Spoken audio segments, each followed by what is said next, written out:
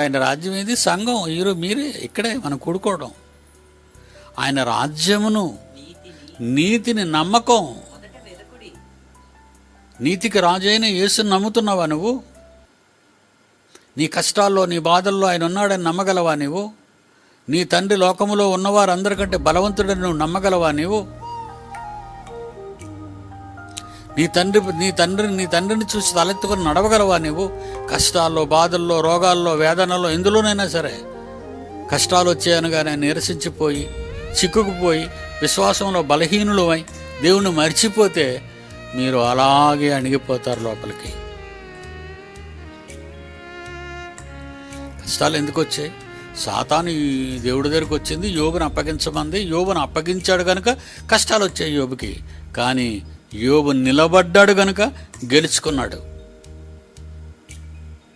యోబు నిలబడ్డాడు, అందుకే గెలుచుకున్నాడు ఆయన. రెండింతలో నా రాజ్యము, నా నీతి నువ్వు మొదట వెతుకు. నీకేం కావాలో వెతుకు. అప్పుడు అవన్నీ చూడండి, అవన్నీ అంటే మీకు కావలసినవన్నీ, మీరు కోరుకున్నవన్నీ, మీకు కావలసినవన్నీ, మీరు కోరుకున్నవన్నీ, అప్పుడు అవన్నీ మీకు అనుగ్రహింపబడును, అనుగ్రహింపబడును, అనుగ్రహింపబడును. నన్ను ప్రత్యక్ష సాక్ష్యంగా తీసుకోండి. మీకు సాక్ష్యం నేనేనండి.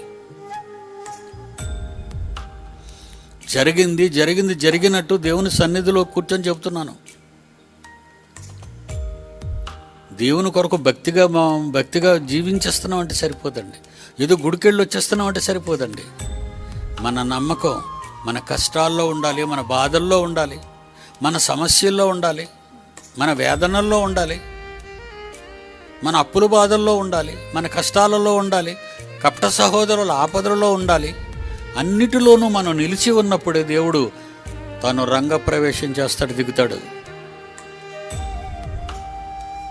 మోషే తల్లి సిద్ధపడిపోయింది. మోషే తండ్రి పిక్చర్లో లేడు ఇక్కడ. మోషే అక్క సిద్ధపడిపోయింది. ఆడవాళ్ళిద్దరూ కలిసి జమ్ముతొట్టి చేసి, కీలు పూసి, మట్టి పూసి, బిడ్డను పడుకోబెట్టి నైలు నదికి తీసుకెళ్ళి నైలు నదిలో విడిచిపెడితే దేవుడు దిగాడు.